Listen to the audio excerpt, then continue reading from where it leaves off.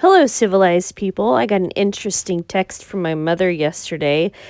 She said that she is going to garden so that she will never go hungry. Wow. I was pretty surprised. My mother, she's not involved in anything on YouTube. She's not really involved in too much of anything. She's part of the Republican Party and she does her things with the Republicans, and then she's on Facebook and she watches Fox News, but she's oblivious to what's really going on in the world. She's not aware of grand solar minimums. She's not aware of the massive crop and livestock loss over the last few years. She's not aware of any of that stuff. But she has been paying attention to what's going on around her. Maybe she doesn't know what any of these things are called or what they're about, but she was mentioning that there were empty shelves in the grocery stores over the summer. She noticed that there wasn't really that many beans or that much rice, and why wasn't there any canned corn or canned beans? So actually, I shouldn't be surprised. People who don't get on YouTube, people who do not get involved in our community, they're not completely blind. They see what's going on, but they can't connect all of the dots. Over the last few weeks, we've had this virus scare and the stock market crashing. A lot of people have been jolted awake. Our comfortable lifestyle is coming to a screeching halt. All of the luxuries that we have been enjoying, we're not going to have them. I'm going to be so devastated if my heating pad breaks and I can't get another one. But before that happens, I am going to have a beautiful, luscious garden, and I am going to eat like royalty. So in the picture, that's one of my garden beds.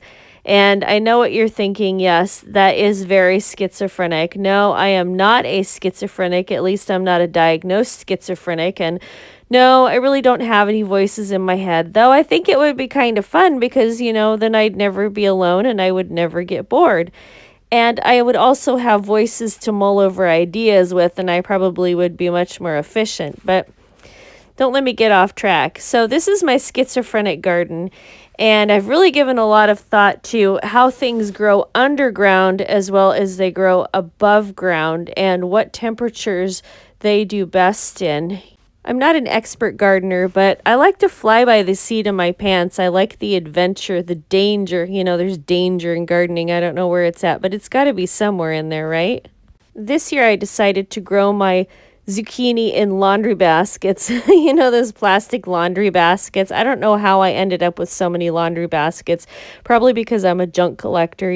When people say, "Oh, can you take some stuff to Goodwill for me?" I'll pick through it and keep what I need. And I have just a couple of laundry baskets, and I put pine needles and leaves and grass on the bottom, or grass clippings. And then I put I don't know, about 4 or 5 inches of garden soil, and then I put the seeds in there and I put something on top of it to keep it warm. I know it's a little too early to start zucchini seeds outside, but I live dangerously. So the whole thought about growing my zucchini out of a laundry basket, a plastic laundry basket that has drainage holes on the bottom of it, is that because the zucchini becomes big and bushy, that the foliage will hang down and then the vegetable will hang down. And I don't know, I'll show you guys pictures when it happens if I haven't killed it by planting it in the cold. I guess I better start some zucchini seeds inside too. So the whole point of the schizophrenic gardening is to cram a whole bunch of crap together and absolutely maximize the minimum amount of space I got. I could try to till up the dirt in my backyard, but I was reading or watching videos or something like that, people saying that there's no nutrients in the soil in your yard where your grass is growing. Grass will grow just about anywhere. And if I wanted to till up my soil, which isn't going to be the best for gardening, I'd have to add a whole bunch of stuff to it to fortify it, like fortified cereal in the grocery store. Which, of course, I'm not above a little bit of hard work. It keeps me out of prison. And then this year I'm experimenting with growing potatoes in a big giant box. The box is just going to disintegrate when it gets wet enough, and, later in the season it's just going to be done. I was planning on growing my potatoes in a 56-gallon bin with holes drilled on the bottom, but somebody told me I shouldn't grow my stuff in plastic. And I do have plastic containers that, the laundry baskets that I'm growing my zucchini out of, and my box is just going to disintegrate. So I probably will be dumping everything back into the plastic container. Last year, from one potato, I got about 10 pounds of red potatoes. I think I did pretty good. Besides my schizophrenic garden, I got to figure out how I'm going to store all of this stuff. I can can it. I have a pressure cooker, I have jars, I have lids, I have the whole shebang, and I have a dehydrator. And I personally prefer dehydrating stuff. It just makes me a little happier. Then I don't have to worry about food spoilage or, whatever. I don't need nausea, vomiting, and diarrhea because I didn't can something right. And given that there's a toilet paper shortage, I really don't want to have any digestive issues. I don't know if you're aware of this, but your refrigerator will also dehydrate stuff. Just cut stuff up thin, put it on a paper towel, put that on a plate, or you can set it on a shelf and just put it to the back of your refrigerator, and eventually it'll dry out and it'll be perfect, and it will be perfectly preserved.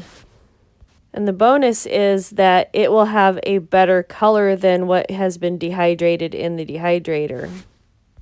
Given that we're having this big scare, it is definitely a test run to make sure that you prepared properly. You know something? I do not know why I have so much pancake mix.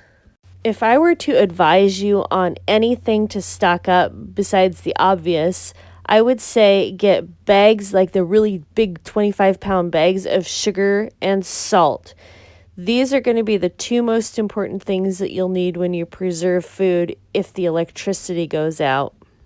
I would not be surprised if in the rest of the country we started having rolling blackouts like they do in California. I know that sounds a little bit psycho, but sometimes you have to think worst case scenario and just be prepared for it. Do you have a garden? Are you gardening as though your life depends on it? Have you figured out food storage with or without electricity? All right, civilized people, that's the damage for today. Thank you so much for listening. I look forward to your comments below.